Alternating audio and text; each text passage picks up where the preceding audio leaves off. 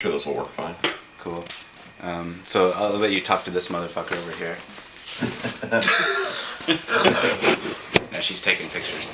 Cool. You guys have a camera set up? Oh, like a webcam? Uh-huh. Can we do that?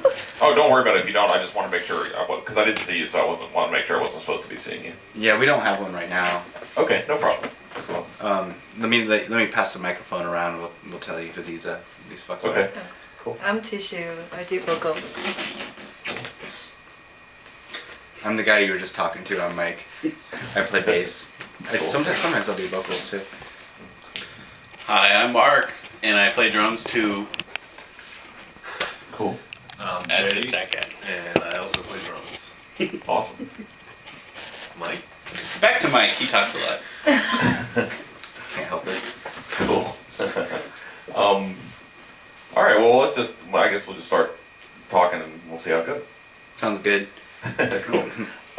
We can also edit through email, correct? Oh, yeah, absolutely.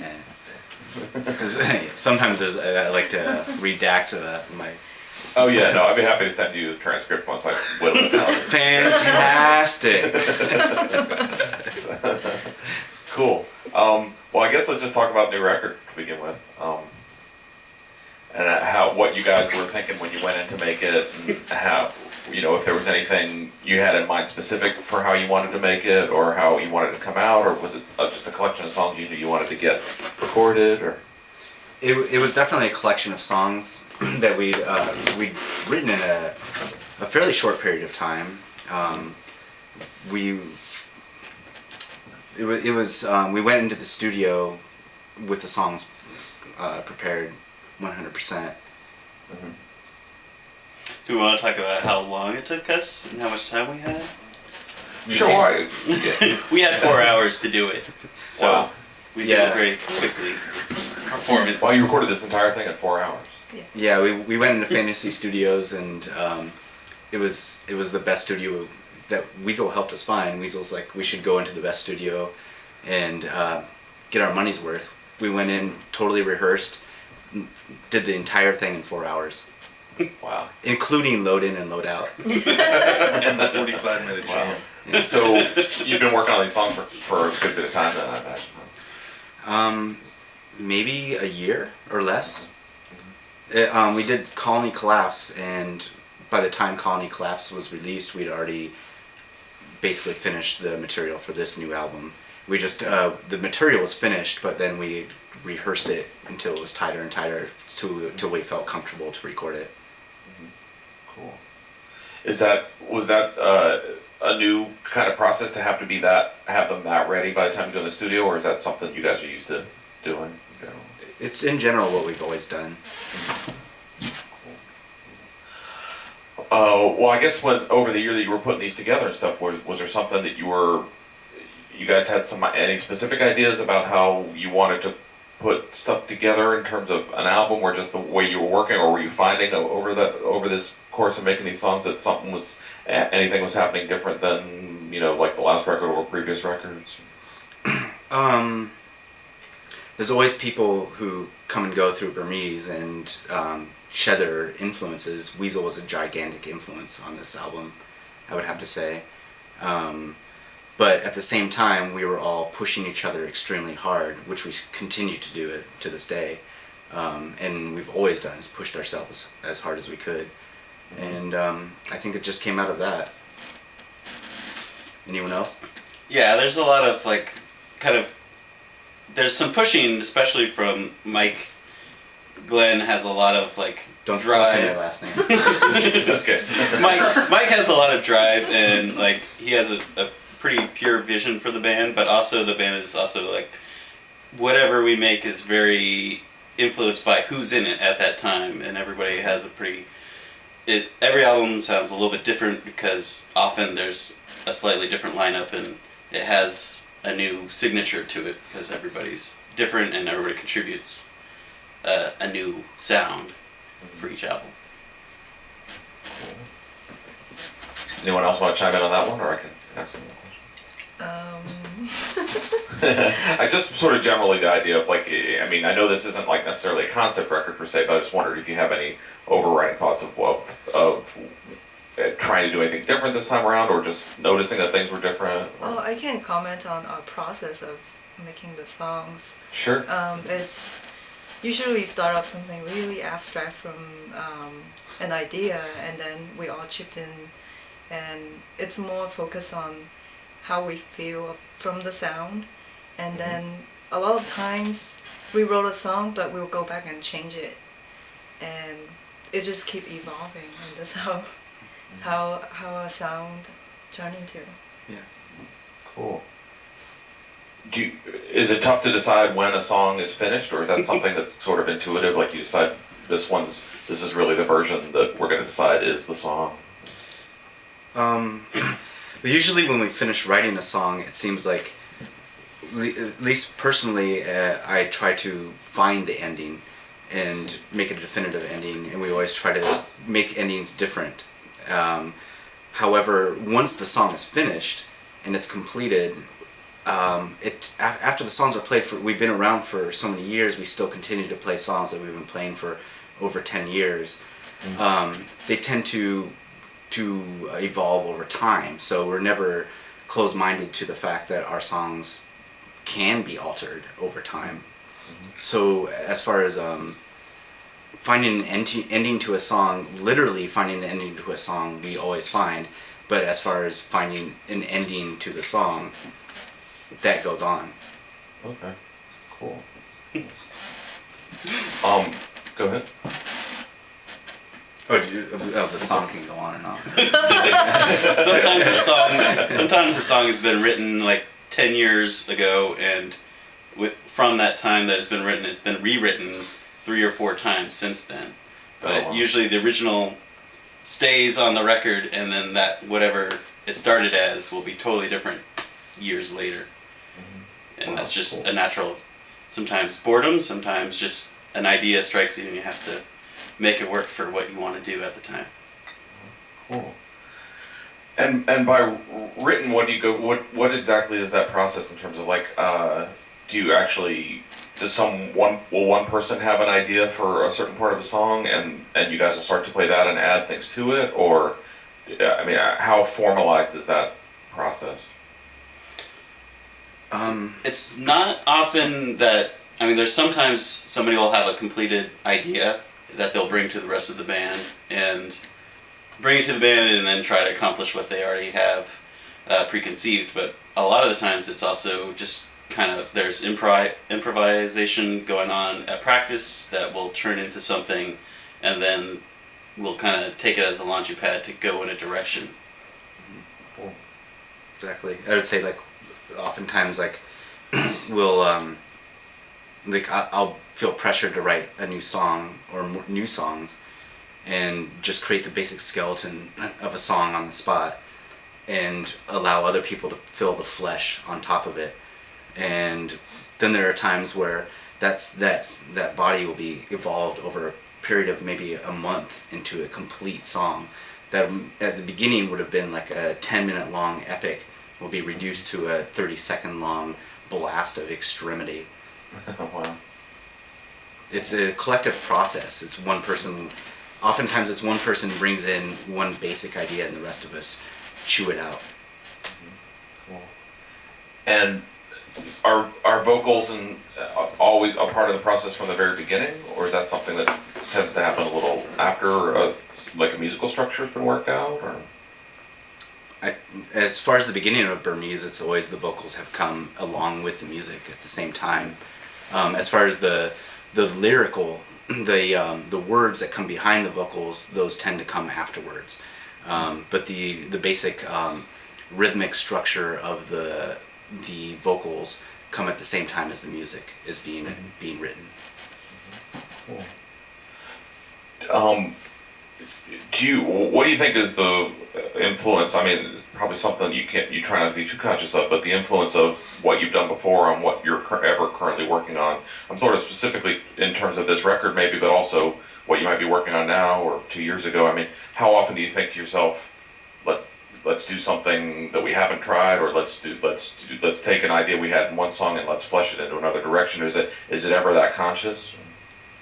I think it is that conscious. We're constantly saying, let's redo this. Let's not let anything become stale, and let's always take things to a new direction. We always try to keep it in the same direction of Burmese, which it's kind of not. That's something that's for me not something I think about. It's just something that comes out through. Perhaps magically through my bass guitar and amplifiers and my speakers. They seem to help project through my fingers and my mind. Wonderful, wonderful, brutal sounds. Yeah, you can strike that whole bit. No, that was brilliant. Keep going. Ramble on.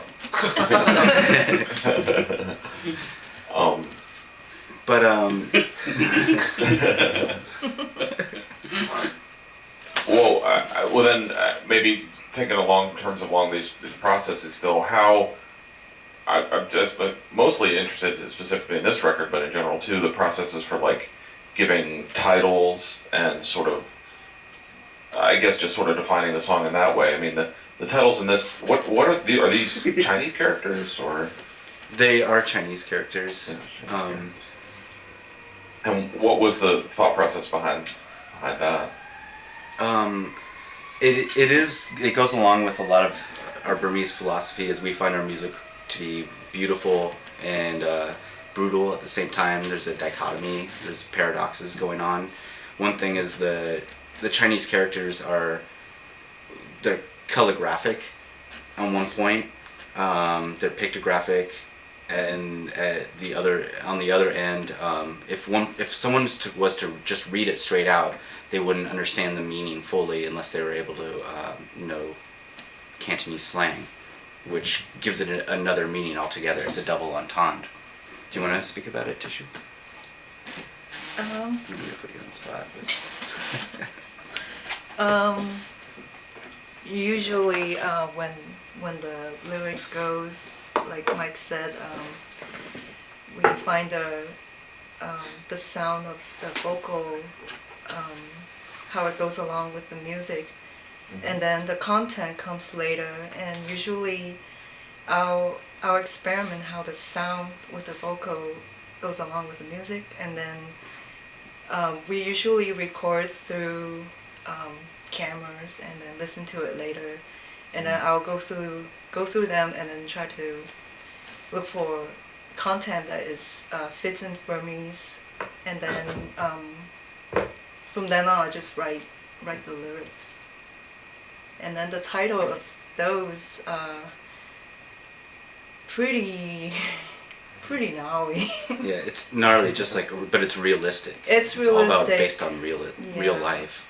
Nothing is fantasy. It's just how actually really gnarly people are, and how the disgusting and insulting things that people say in real life.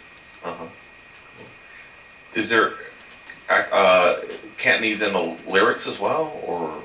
There are some Cantonese in the lyrics, but the content of each song is actually doesn't really relate to the title. The title, it's more like a book cover, and the content is kept secret. And also we have a song title, the real song title that we all know to each other.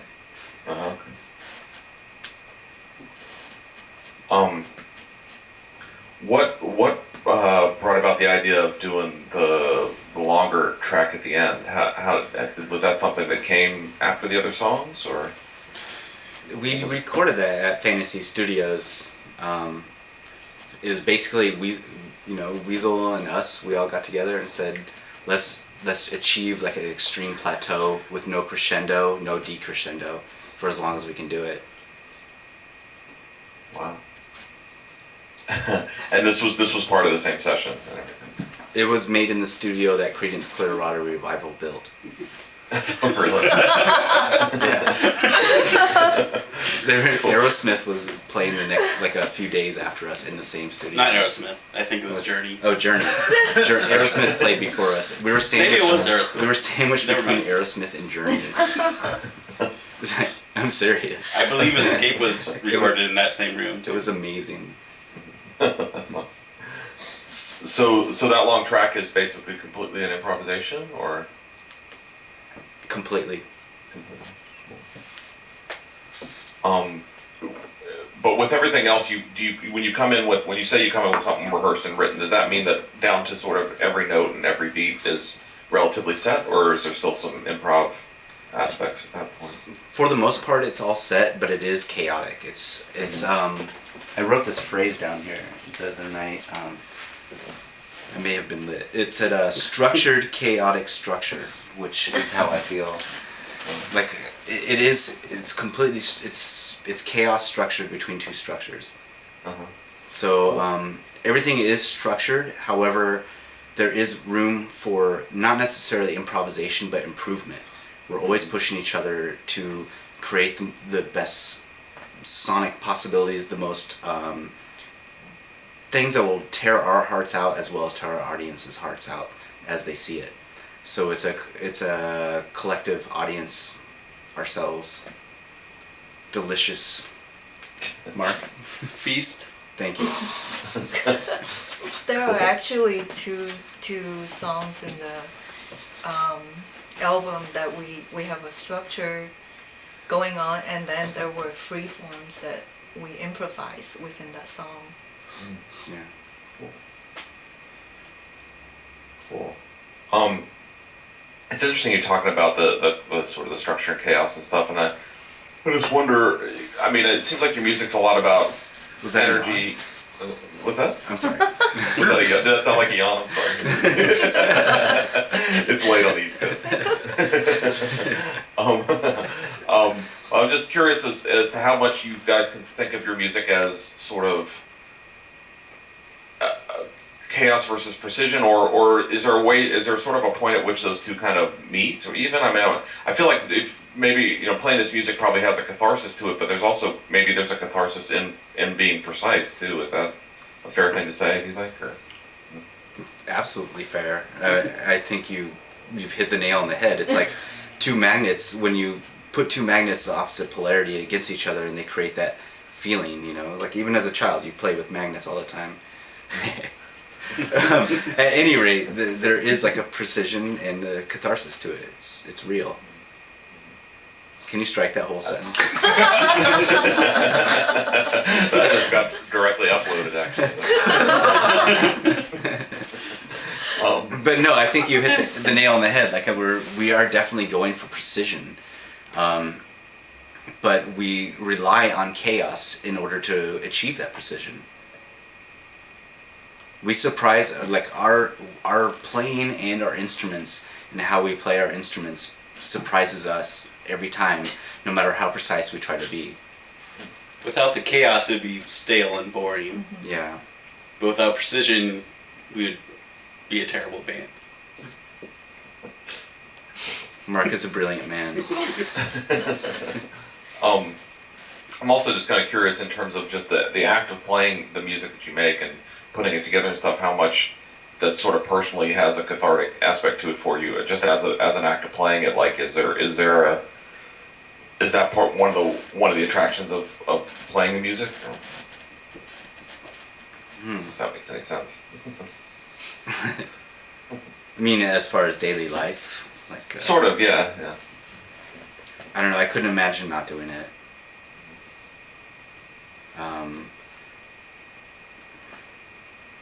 I mean, I suppose if I were to think about it, it would. If I were not to have it, I would be depressed. I don't know. Can you rephrase the I would figure out something. I would probably keep doing it. There's no reason to not do it. Anyone else wanna? Well, I think if you, with the band is so loud and in some cases emotional, sometimes just like pure, just physically, it's really exhausting in some cases. It's a way to get out a lot of frustration. It's just like any kind of exercise or anything. But there's the creative aspect to it as well. It's pretty all encompassing. It is pretty just invigorating, and it releases a lot of stress. And there's catharsis in that too. It's pretty all encompassing. And is that, do you feel like part of the reason or part of the motivation for the music too is to get people who listen to it or watch you play it feeling the same way? Or? If they can react to it the same way, Yeah. then great. It depends on the apathy of the crowd or the audience or the listener, or if they are open to it, then definitely. Cool. Yeah, I think Ha- that. I'm Go sorry. ahead. No, please go ahead. Yeah, I'm thinking like the main, like one of the things is we tend to not so much compete and try to challenge our audience so much as challenge ourselves. And as a result, like it seems like the competition is strictly within ourselves to make better music, and that's why we keep doing it only for ourselves. We constantly outdo ourselves, Yeah. and try to bring out the best of each other and push each other. And in such, our audiences seem to react better to it the more and more we do it. And even if they don't, then we can still at least enjoy what we have done Yeah. at each show. If there is either little to no audience or an apathetic audience, we can at least enjoy how we performed versus the little or no reaction from any witness. Do you find the, oh, sorry, I echoed back to myself. No, please talk about yourself. I was just gonna say, do you find those varied reactions or just the act of playing live in front of people in general to have an effect on the music? You know, like the next time you play a song, and does it change the music at all, or change your approach to specific songs after you've seen people reacting to it? That's a cool question. That's a good question. Like, or it's a question that inspires me, because when I see audiences that are inspired by our songs, it really inspires me to make more songs. When they're apathetic, it still inspires me to make more songs. I don't care. But when audiences really react to like stuff that the music that we play, it inspires me to keep going and make more intense music. It doesn't inspire me to make the same song that they were reacting to. It inspires me to make more songs of different varieties that they may react to. Cool. Anyone else have an opinion on that? I'm gonna stand up and I have to get a drink, you know. It's getting late here. Jay? Oh, come on, man. I'm the new guy. Okay. Any other questions? Well, let's see, talking about that. Well, so everybody who's here right now that's talking has been in the band for what, since like 06-ish? Or Jay, I guess you're 1 year. newer than that, right? Jay has been with us for 1 year. Would you like to elaborate, Jay? I guess Weasel left. They had avoided the fill, and they It wasn't just that. We were gonna have 3 drummers. they kindly asked me, and I accepted. I always enjoyed this band. It was always one of my favorite bands in the area. It was an honor. It was a true honor to join this band. I'm very happy. Are you still in Ettrick too? Yes, I am. We're actually Oh, playing cool. the show next week. You played at my book release. Yeah, I remember that. That was a fun show. Yeah, that was good. So, cool. Well, I guess over the recent, past few years or whatever, what has it been like out there, particularly to have the band? Do you feel like that's a good environment for the band to be in compared to where else you might have ended up, or Where? in San Francisco? I actually think the last few years have been great for us. Better for us than since we've been here since 2000, 1999. And if we would have stayed in Iowa, we who knows what would have happened. There would have been no Tissue, Mark, Jay, Weasel. I can go into the 13 different people have played in Burmese, 13, 14, I don't know. Uh-huh. But the sound would be completely different. Who knows what would have been. Do you go ahead. Oh, that I just Okay. How has that been particularly to I mean, not necessarily how has that been, but I guess it sounds like the band and sort of the way it works and the sound and all the kind of things that make it Burmese have held up pretty strong through playing with a bunch of different people. Do you think there's a particular reason for that? It's just that, or has that been a challenge to keep it something solid with some playing with different people? I think it's been natural. Everyone who's come into this band has realized has seen what the goal is, and we've presented to them, or not necessarily the goal, but what the modus operandi is to playing in this band. And everyone who's joined the band has loved it, has wanted to be a part of it, and given everything they can to it. So it really hasn't. The only challenge has been within ourselves. Everyone who is in this band has challenged themselves harder than they've ever have before, including myself. Everyone here. Anyone not challenge themselves here? Total challenge. It's a complete challenge. Epic.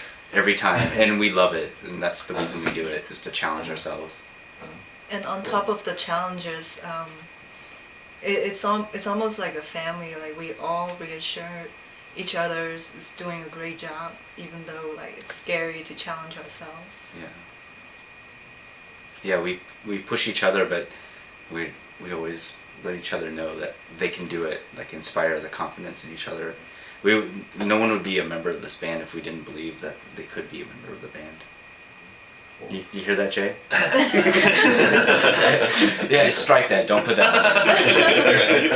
on. We don't want it to make it seem like we're a bunch of loving fucks. So basically, like, start the interview over again. So I'm sitting in this room with a bunch of fucks, a bunch of random fucks that I play music with. Nah. Are there like specific things that you can point to that are ways that you try to push each other or push yourselves? Is it mostly just about like if you feel that the music's locking into a groove of something you've done before to try to force yourselves out of that? Or? Well, sometimes it seems like a certain part somebody will need to play,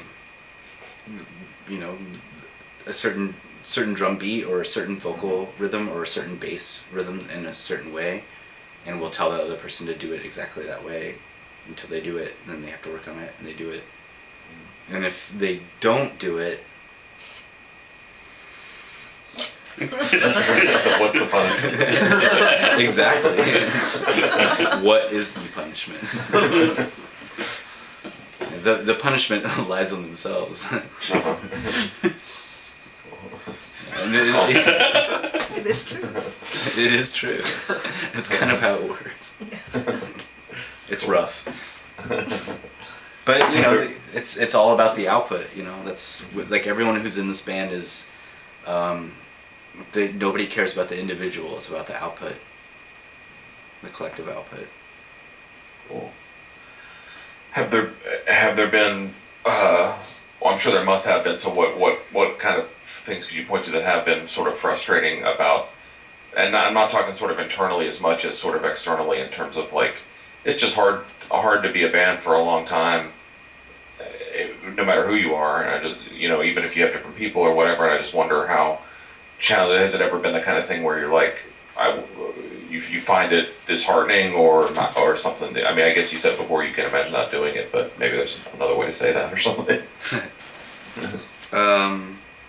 But yeah, there have been disheartening times.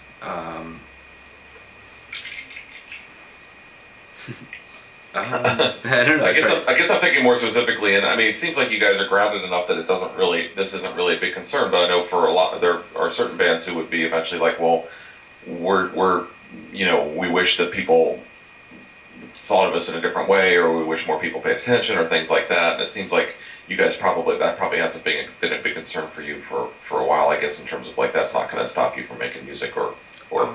It has even recently, like when we'll be in the wrong venue, I guess, but it hasn't happened for a few years.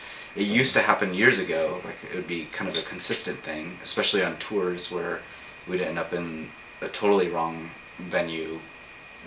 The scene. What's that? The scene.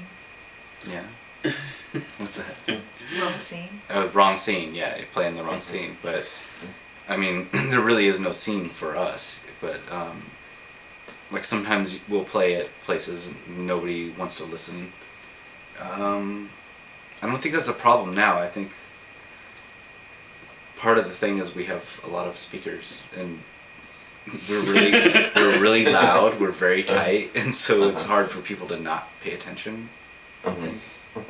Yeah, if they don't want to pay attention, they either have to just shut up and drink a beer or leave the room. I think maybe in the past, like a lot of our frustrations, we overcame our frustrations because we worked on it so hard, and we continue to work on it hard. We don't feel that we're done by any means, or we're even halfway there.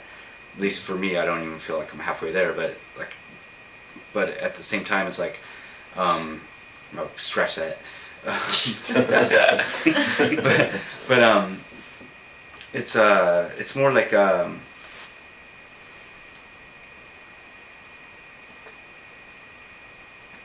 buffering.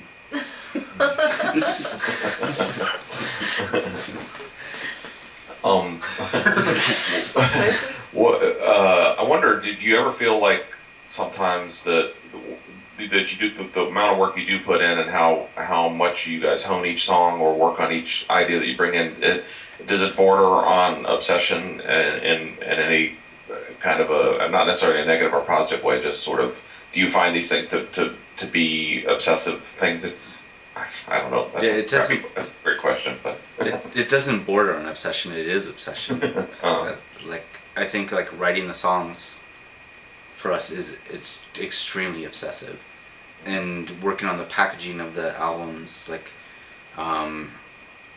how it sounds in any given space where we're going to be playing, how it sounds in our practice space, how it's going to sound on an album, like what will the listener feel, what will we feel, how are we going to play it, what facial gestures we will make while we're on stage as we make it, should we wear, should we have certain lighting, like we do obsess constantly, as you can tell by my constant rant here. I fucking love doing this shit, so we obsess because we love it. Mm-hmm. Cool. Does anyone else have any opinion on that? I'll pass it over here.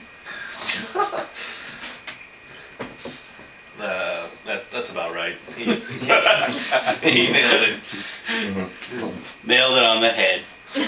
Cool. Have you ever at any point had a guitar in the band, or has it always been 2 bass, 2 drum? There were 2 guitarists in Burmese. One for one show.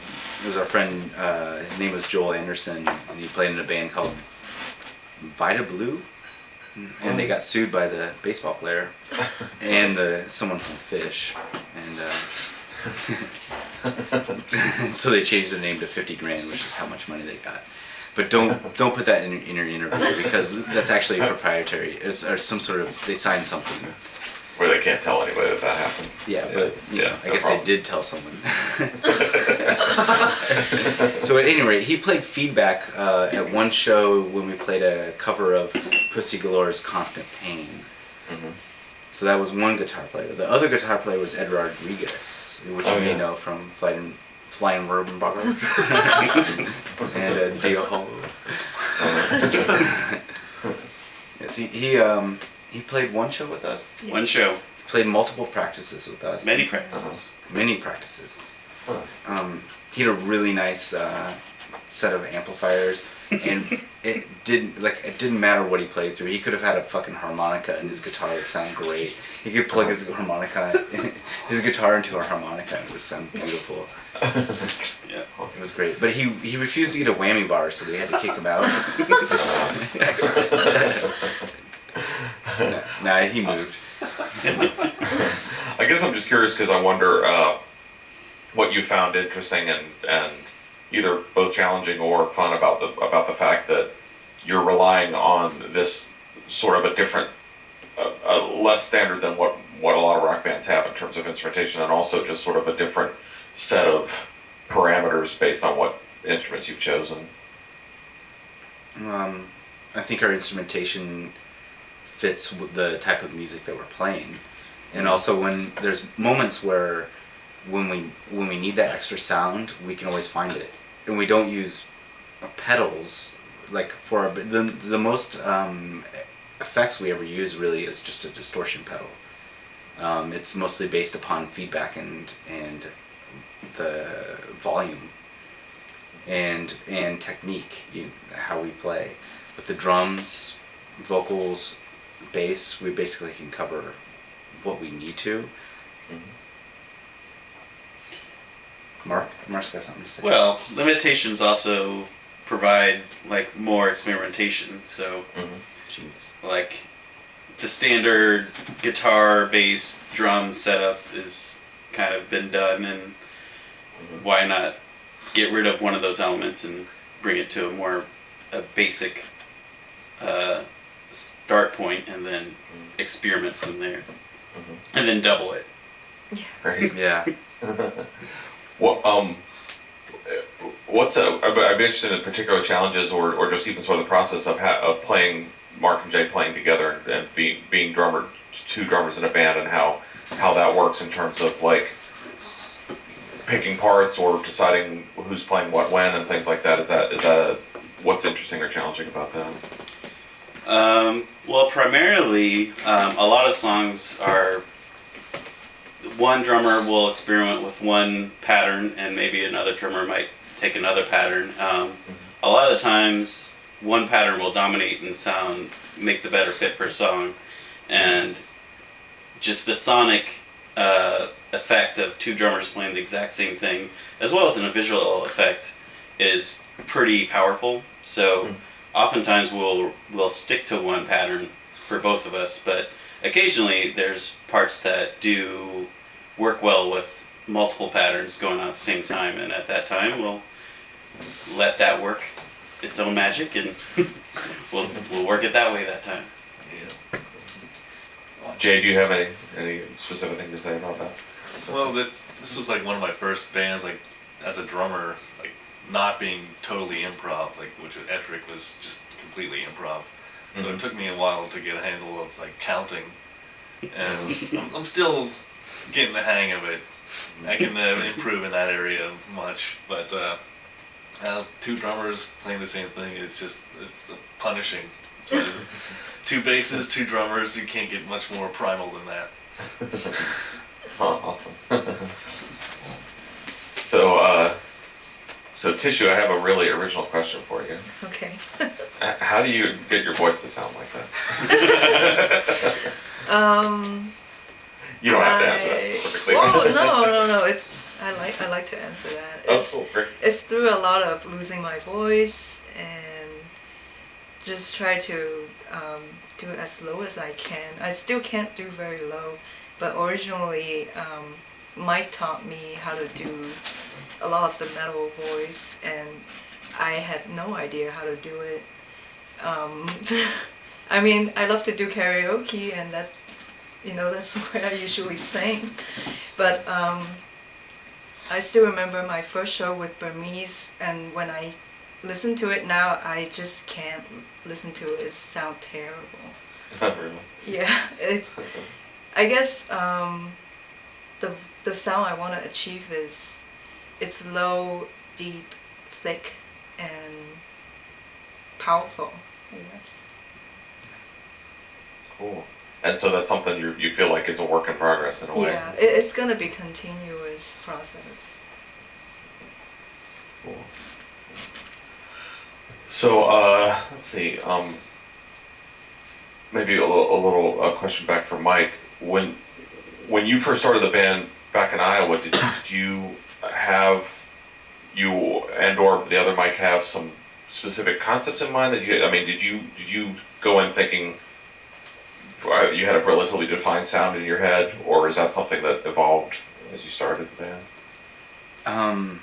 Originally, when we started it, the basic idea that I had in my head was to play as fast as we could for as long as we could, which the 45-minute track on the Lunyon album, in a way, like, is approaching that. Like, it was a band I had an idea for, was called Turbo Drunk, and we would drink as much as we could and play as fast as we could for as long as we could. And then I enlisted Mike into that, and then we decided it should be something more than that. And we started bringing into political realism, sociological realism, and we decided we could make the most brutal, fast music and with no boundaries as far as it goes. And I think it keeps going. It keeps whirling like the most badass bastard stationary tornado in the middle of Taipei. Awesome. I have a quote here from Weasel that I want you guys to comment on. So I was asking him about the history of the band, and he said, "They may or may not have been inspired by the Flying Lutenbacher's Revenge period." Do you have an opinion on that? I fucking love Revenge. I was definitely inspired by that, and we were touring with them during that period of time. We may have been and may have not been. We have been, but not completely inspired. There's so many other things that have influenced us. Right. Well, that was kind of what I was hoping to get to a little bit too. Is just have there been either recently or things that you found yourself coming back to in terms of influences, or not necessarily other bands, any other kind of artistic inspirations? Yeah, definitely other artistic inspirations as far as bands, for sure. Like, always the same bands we come back to. Like, but like Cryptic Slaughter is pretty good. That's good. So it's basically, like, we've been playing Cryptic Slaughter covers for the last year and a half. Oh yeah. Yeah. Cool.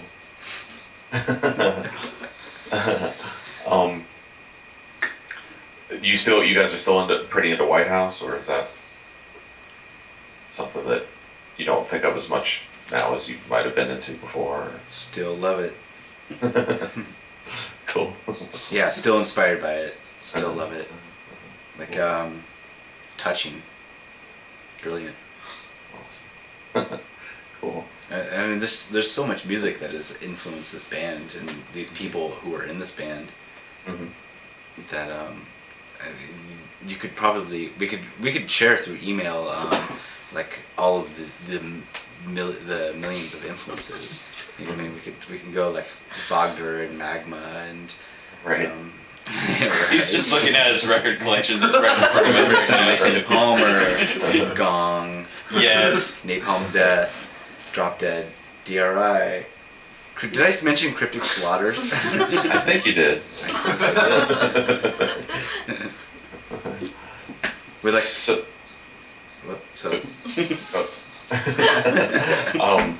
Well, I was just going to ask. I think you might have mentioned, or Weasel might have mentioned, that you guys are already in the process of making another record. Is that correct? We've finished recording, like, a lot of. We're mixing actually tonight. We're actually trying to figure out a polite way to get you off the phone so we can finish mixing. I'm kidding. But yeah, we're ready to mix. We've got a lot of new material here. Mm-hmm. We're ready to start mixing into. And this is stuff you've recorded yourself at your space? Yeah. Cool. Do you find anything, any kind of new stuff about that compared to this record in terms of where the music's going? Or? a little more experimentation. At least there's more opportunities while recording rather than having a tight band showing up, playing the songs as written perfectly, like just get it done, versus you have time to experiment and even like I have an idea, let's try it and record while we're experimenting and then flesh it out that way. Yeah. As a result, we have a lot more material to work with. So we've got a few hours worth. So the process of editing is going to be a bigger thing with this one. Yeah, it will be. But we've done it before, like with a lot of our albums. Like even like our short the split albums we've done with a lot of people, those are distilled from a lot of recording material. Like some stuff that will end up being like 3 or 4 seconds will take us like 2 or 3 weeks to do. Am I right, Mark? Totally. Do you remember those moments? Yes. Mark ate some mushrooms.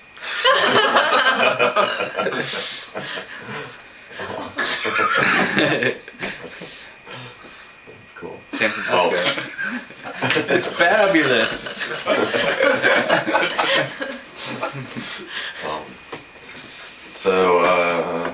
Well, that actually does a good job of covering some of the stuff I jotted down here. So, cool. It would be good to, I mean, obviously Weasel will have some input in email.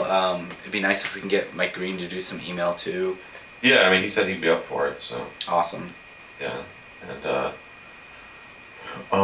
okay, yeah. Well, what I'll do is I'll transcribe this in the next couple days, and I'll whittle it down some into some form that I might end up wanting to use it in, and send it back to you, and you guys can check it out if you want. That sounds good. Can we put footnotes where like where I sound stupid? And I can I can explain my stupidity at the bottom. People are like, well, I guess maybe he's not so stupid. Sure, that'd be totally cool. He's referring to Julius Caesar crossing the Rubicon. That would be awesome. Awesome. Well, what are you doing later tonight, Mark? This is about it. What are you wearing? I was supposed to be wearing something for this. Oh. Can you put on some pantyhose? And then a little potty drip. What? A little potty drip. Everybody's in the dark, Mikey. Okay. Oh, this is my dream. Oh, I had a dream. Anyone else sign off? Tissue. Thanks for interviewing us. This is you're really welcome. awesome. Yeah. Oh, cool. Oh, my pleasure. This is Mike again. Thank you so much. I love you, Mark. Here's Mark. Nice job. Thank you so much. Oh, you're Good welcome. night. Yeah, thanks, Mark. And the No Wave book is great. Oh, cool. Yeah. Well, thanks again for playing that show. I really enjoyed that. No problem. It was a great night. Awesome. Well, if you guys can somehow line up a show for mid-September, I'm going to be out there for a wedding. So if there's any chance I'll be playing, Oh, sweet. let me know. That's great. We have to play your wedding. Yeah, you could come and play the wedding. That would be awesome. Are you getting married? If they don't want you to play, I could just show you a place where you could drive up close to it and play. Sounds good. Cool. All right. Well, I'll be back in touch real soon, and good luck with the mixing and editing and all that stuff. Excellent. Thanks, Mark. Thank you. Sweet Thanks, you dreams. guys. Bye. Bye. Okay, talk soon. Bye. Bye.